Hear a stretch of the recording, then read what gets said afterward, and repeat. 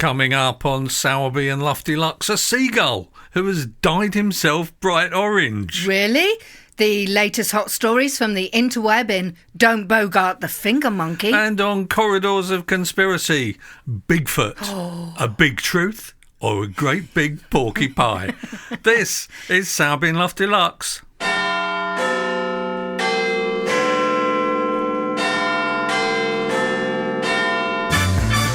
Live on tape from Studio Senseless in leafy London town, it's Sowerby and Luff Deluxe.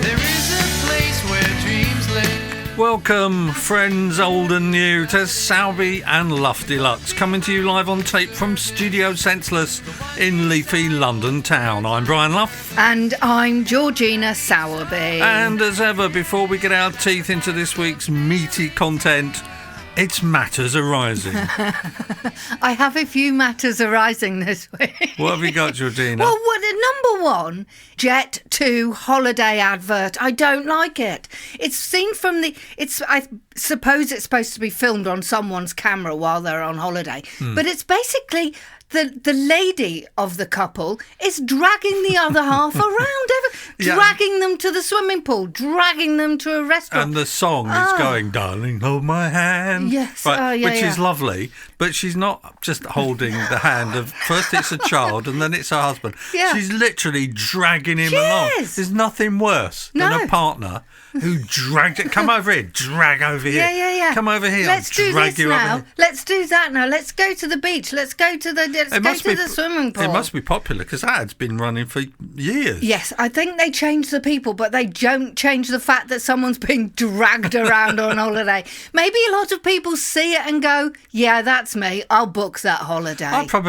Thinking back, I probably used to drag my mum and dad along, when we were on holiday. Yeah. Oh, come over here, let's go to the playground. I'd drag you over here. Yeah. Drag you over there. When you're tiny, it's nice because you walk in between your parents and they hold one parent holds one hand and one parent holds the other hand and they lift you up and you go, whee! 1, 2, 3. Yeah, and it's all lovely. And then you get to about 12 and you don't want to be there anymore. The emphasis changes and it's you holding the hands of your parents, dragging them along, usually towards something to be eaten.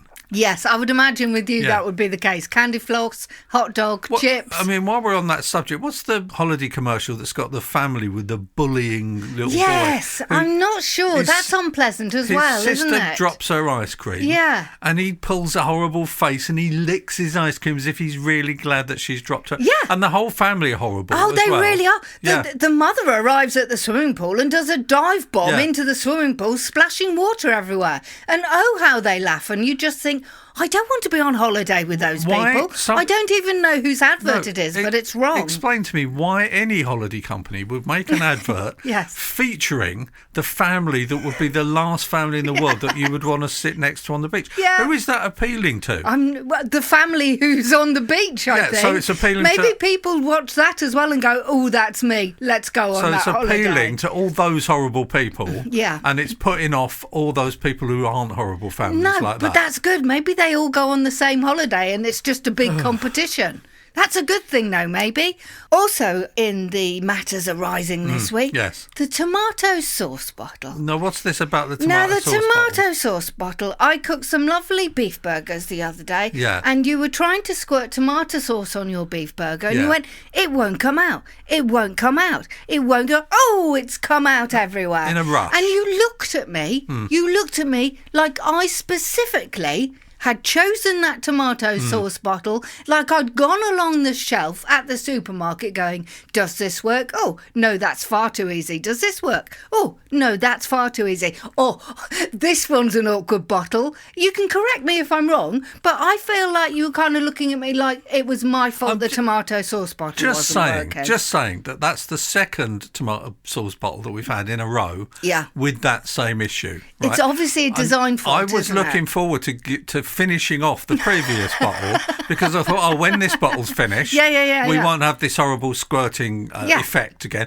Same thing. It's the same. It's obviously a design fault with. Is it Heinz or is it own brand? No, I think it's own brand. So but what's I'm that? not quite Tesco? sure. Or Waitrose. Yeah. I'm not quite sure which one. It doesn't work very well, does it? No. But I just wanted to clarify that it wasn't my design and I hadn't chosen the bottle for maximum annoyance. Not for 1 at second the tea table. was I blaming you for the design of that plastic sauce bottle. Something I can blame you for, though, What? is the towel situation in What's the bathroom. the towel situation? The towel Hang on. situation, I thought, reckon... Wait. I thought Matters Arising was supposed to be me complaining to you. I know. I've saved them all up. What have you done? And basically, I'm firing all arrows in your direction today. Yeah. The towel situation. What's the towel situation? I fold it and put it not over the radiator so the heat from the radiator can come up and out into the bathroom. Whenever you go into the bathroom, you seem to scrunch the towel up and then lie it really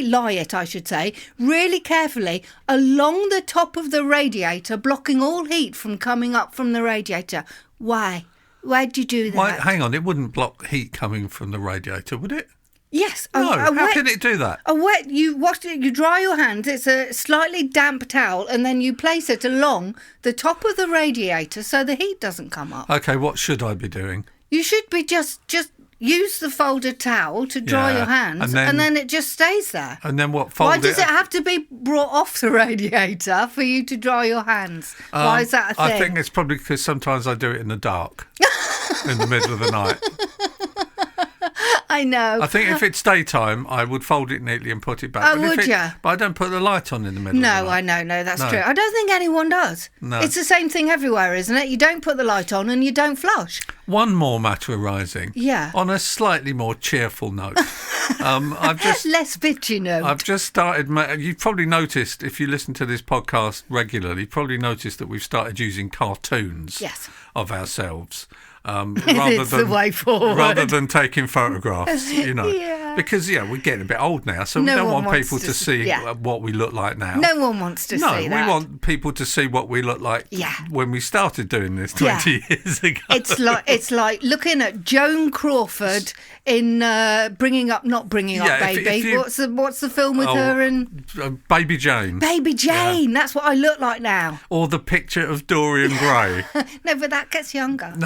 If we were to show you a photograph of what we look like now, you'd go, whoa! Yeah. Oh. So we use a cartoon Yeah. right now. And so as I've designed these cartoons of us, I've decided to put a cartoon of you into my next short film. I know. I'm honoured. Which is about Marie Antoinette and a rogue television camera. I've always wanted to play the part of Marie Antoinette, so I'm thrilled by this. So we put a little photograph of what that's going to look like on Facebook this week, because it was Georgine's birthday this week. I know. Can I just say thank you for all my lovely birthday wishes? It was truly spectacular, and I love every one of you. Yes, it was lovely. It was an awful lot of happy birthdays, way more than I get. I have to say. My birthday's on the 8th of May this year. So I'll tell you that now, so you can start planning ahead. Planning in advance, for all 2 months ahead. For all the lovely messages that you're going to send me. Start thinking now of something nice you can say. So that was this week's Matters Arising. Coming up next is Don't Bogart the Finger Monkey. Don't Bogart the Finger Monkey. What have you got for us, Georgina, on Don't Bogart the Finger Monkey? You're very much leading this podcast, I noticed this week. At the moment, yes. There's an experiment see whether seeing naked people improves your memory. Oh, that's interesting. So, for example, you're learning something, and as you're learning it, say you're thinking of the tomato sauce bottle, and you want in your head, I must try another brand of tomato sauce. If you're looking at someone naked while you're thinking that, do you think you're more or less likely to remember that fact? Well, I'm guessing that it's more likely, as that's the piece of content that we're doing at the moment. No, it could be just a huge letdown. Is it? You're more likely. Yes, it appears you are. There was an experiment to see whether naked people improve your memory. People were shown photos of objects interspersed with naked people, and the photographs of the naked people were of them chopping wood, reading a newspaper, queuing at a shop, which all sounds a little bit weird, and simply sunbathing. But in amongst these, they were actually shown just regular items too. Now, seeing naked people did help memory, because everyone, it turns out, can remember the naked people when they're asked to say, what was that list? Two things spring to mind then. Should teachers in schools then be naked so that what they are teaching is more likely to stick in the memories of the kids? Serious point. Absolutely. Right? That's point one. Yes. Point two is when you're doing your revision for your exams, maybe you should do it while watching Naked Attraction on Channel 4. Well, there is a theory that someone told me when I was revising for my exams that you needed to do something like put a little bit of lavender oil on your skin or whatever oil you like while you're revising. Then if you put it on your wrist when you're in the exam, it will bring back the stuff that you were revising. Now, that is interesting. Lots of very good... So I've that never works. heard that. Yeah. So, I mean, I didn't actually do it, but I do know that I ate a lot of glucose tablets while I was doing my exams. It also inhibits people's memories because it turns out the two objects that were shown around the naked person, people forgot them quite quickly and only remembered the naked. So I think maybe what you should say is try the naked teacher. Try showing, if you've got a PowerPoint presentation, let's say you're pitching a comedy show to Channel 4, every now and again, just flash up a naked person and everyone will remember your pitch. I think we should email the National Union of Teachers and suggest that. So what's all this about virtual kissing then, Georgina? The Japanese have invented a machine that two people have. If you're far apart from the one you love, you can get what basically is sort of robotic lips, but they react to someone at the other end kissing. Has it got a little wiggly tongue? Yes, it's got the whole works. It really is. Now, immediately, you know this is going to be used for nefarious things, don't you? Because you're thinking, well, someone at the other end doesn't know where those lips are on your body. That's true. And you could say, oh, kiss a little harder, please. Or maybe, just there. But you also don't know. It hasn't got a little camera on it as well that you can't see. No, it doesn't. No, but I presume if you use it with someone online, like on a Zoom, you can see that the other person is doing the kissing and you can see where the lips are. It's a bit sad, isn't it? I mean, what about... It's very sad. You know, the whole thing about having your first kiss. Yeah. You know, when you're a teenager, it's that big moment, isn't it? That's my first kiss. My first You don't ever. want your first kiss to be with someone on the other side of the world on Instagram, with a plastic tongue wiggling around inside your mouth. It really is quite horrible. No, it's not the same thing. It's actually incredibly depressing. You're very right. But also, I suppose you don't know who's at the other end if you don't have a camera. So you're just thinking, okay, let's just do this. Maybe it'll earn people a lot of money online. And if did you say it was has. Is it Japanese? It's a Japanese where invention. else? Because basically they don't come out of their homes anymore now, do they? They marry a hologram, they have virtual kissing, all the food is delivered. I think it's a fairly depressing and then lifestyle. they live in a tiny plastic cube in a tower block. I know. With just enough room to put their arms out either side and touch each wall. And touch themselves while kissing virtually. And touch themselves as well. Just enough space to do that, everybody. You've got time for one more Don't Bogart the Finger Monkey, Georgina, before we move onwards. This is a fascinating Don't Bogart the Finger Monkey. This is olive oil in coffee.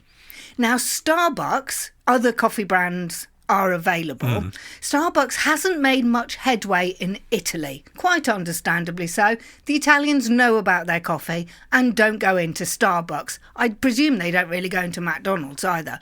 But Starbucks only have 20 shops in the whole of Italy. So they're trying to push into... I know. They're trying to push into Italy before they finally withdraw. Yeah. So what they're doing is it's a new brand of coffee, but with olive oil in it. They're calling it olive oil infused coffee. Now, obviously, they've sat in a boardroom, haven't they? And they've gone... What do Italian people like? What do Italians like? They like coffee. They like spaghetti. We can't put that in coffee. They like olive oil. Let's put the olive oil in the coffee. Now, I can't dismiss it straight away because I don't actually know that olive oil in coffee isn't lovely. No, it might be lovely. It would It make might it a be. bit oily, wouldn't it? Yeah. I tell you what, it's another advantage. It would make It's- it oily. you You could- are correct. You could go into Starbucks. Yeah. You could order an oily coffee. Yes. And you tip your head over, put some of it in your ear to clear your earwax. It could kill two birds with one stone, and then you could drink it. More Don't Bogart the Finger Monkey in the next podcast. Coming up next, words that are nice to say. Sowerby and Luff Deluxe. Now, we were watching the football last night, and a goal was scored by a player called Ilkay Gundogan, right? And Georgina said, "That's a nice name. That's a nice name. Let's make it this week's official word that is nice to say." So we have. We have. So let's say it together. Gundogan. Turn to someone close to you, look deep into their eyes, grasp their face firmly in your hands and say, Gundogan. Place it in a sentence for us, Georgina. Gundogan is spelt with a G, but the G is silent, so it's pronounced Gundogan. Well, it's got that little thing on top of it, hasn't it? That Actually, little- the first G that isn't little- silent, the second G is silent. and it's got that little upside down, Whatever it is, imagine an I don't upside know down what it A is. without the cross through the A, upside down. I don't know what that That's- is, no, and we need to look that up, don't need to find out. And it also sounds Yeah. like number wang, It which does. is why I think I like it. Okay, Gundogan. Yeah. So that's Gundogan. Gundogan, today's official word that is nice to say on Sowerby and Luff Deluxe. Still to come, is there really a creature called Bigfoot living in the Yes. forests of North America? And if so, why? Why is it there? A parrot that does a very passable impression of Beyonce. Nice. And Candy Carrot Cake will once again be phoning into the studio from somewhere nice and sunny. To listen to the full-length version of this podcast, go to patreon.com/Studio Senseless and become a patron of Sowerby and Luff Deluxe.